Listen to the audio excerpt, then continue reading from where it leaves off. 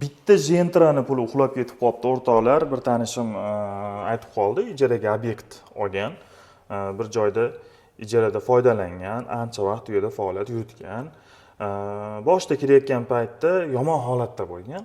Haligi holatni normaga keltirib, вообще zo'r joyga aylantirgan. U yerda egalari aytganki, remont qilib turaver degan. Endi u davlatniki bo'lgan, davlat obyekti. Remontlarini qilib, boshqa qilib, chiroyli qilib o'tiravering degan. Keyin xarajatlarini masalasichi desa, u qoplanadi degan. Bu ham ishonib katta pul sarflab yuborgan, bitta jentrani puli deyapti. Keyin ma'lum vaqt ijara obyektidan foydalanib 2-3 yil shu yerda ishlab, keyin chiqib ketayotib turib, endi pulni to'laylar deganda, u rahbariyat almashib ketib qolgan ekan. Yo endi qanaqa to'laymiz deb yuristlari tartibi, aka, bu narsa oldin siz ruxsat olishingiz kerak edi deb aytishgan. Haqiqatan ham shunaqa. Keyin sudga berganda ham, sudda ham shunday bo'ldi, baribir yutib chiqa olmadi, chunki paytida ijozat olish kerak edi. Ijara to'g'risidagi qonunda mana 11-moddasi bor.